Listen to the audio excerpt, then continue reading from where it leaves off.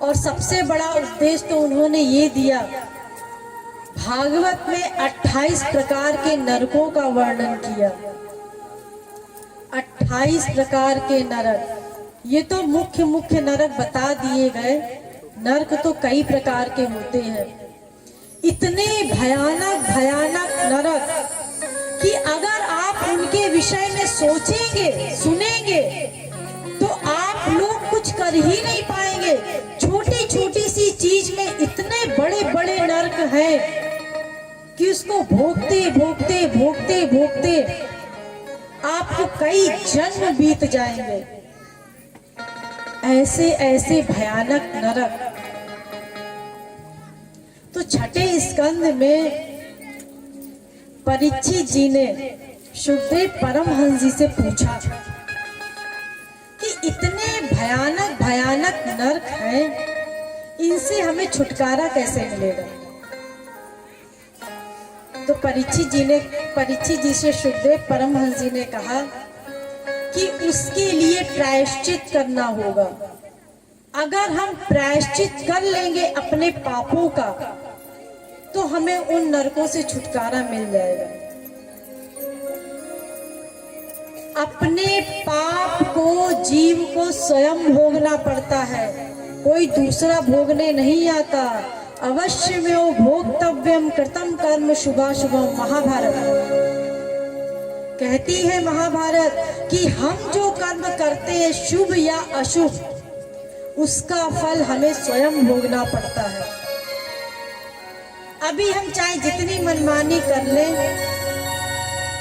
अरे कौन सुबह उठ करके भगवान की भक्ति करे 4 बजे से उठ करके, कौन ब्रह्म मुहूर्त में उठे, कौन राधे राधे करे। अगर अभी हम आप लोगों से कह दें कि 4 बजे हमारे यहाँ आ जाना, जहाँ हम रुके हुए हैं, हम लोग सुबह 4 बजे उठ करके ब्रह्म मुहूर्त में कीर्तन करते हैं। आप लोगों में से कितने आएंगे मुझे नहीं पता। कहेंगे अरे 3, 4, 5 घंटे तो वहां बैठे रहो, सुबह से फिर लग जाओ।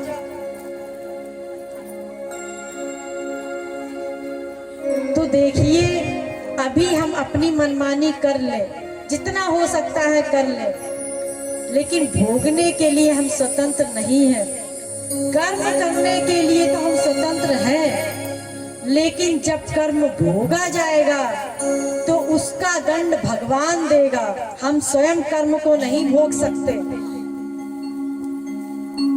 तो परीक्षित जी ने बड़ा अच्छा प्रश्न किया। उन्होंने कहा कि आप एक बात बताइए, छूटई मलई मलई के धोए, कि हम कितने प्रायश्चित करेंगे। अरे एक कर्म का प्रायश्चित करेंगे कि 2 कर्म का प्रायश्चित करेंगे।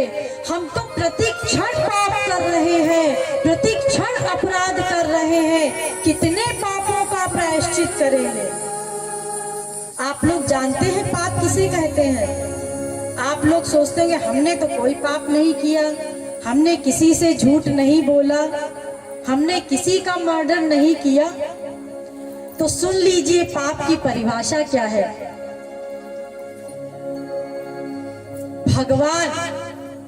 भगवान का नाम, रूप, लीला, गुण, धाम और उनके संत, ये 6 चीजें शुद्ध वस्तु है। ध्यान दीजिए, इन 6 चीजों को छोड़कर हमारा जहां भी मन जाएगा वो सब पाप है। क्यों?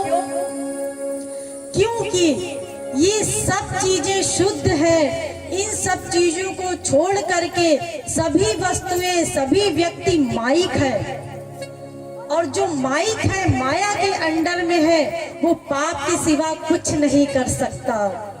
तो हम माइक जीव का, माइक वस्तु का अगर चिंतन कर रहे हैं तो इसका मतलब हम पाप कर रहे हैं। तो आप लोग समझ सकते हैं कि आप लोग कितना पाप करते हैं। निरंतर पाप करते हैं। बस उतने क्षण हमारा पाप नहीं है जितने क्षण हमारा मन भगवान में और किसी वास्तविक संत में लगा हुआ है। बस उतनी देर हम बचे हुए हैं, बाकी प्रत्येक क्षण हम पाप कर रहे हैं। तो परीक्षित जी ने कहा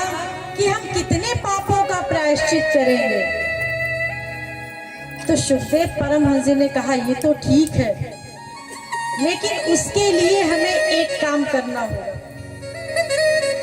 अगर हम भगवान के नाम का सहारा लेते हैं तो हमें पापों से मुक्ति मिल सकती है। भगवान के नाम का सहारा लेकर के पाप करने की प्रवृत्ति ही समाप्त हो जाती है। जितना हम भगवत भक्ति करेंगे, जितनी ही भगवत भक्ति करते जाएंगे, उतनी ही मात्रा में हमारा अंतःकरण शुद्ध होता चला जाएगा।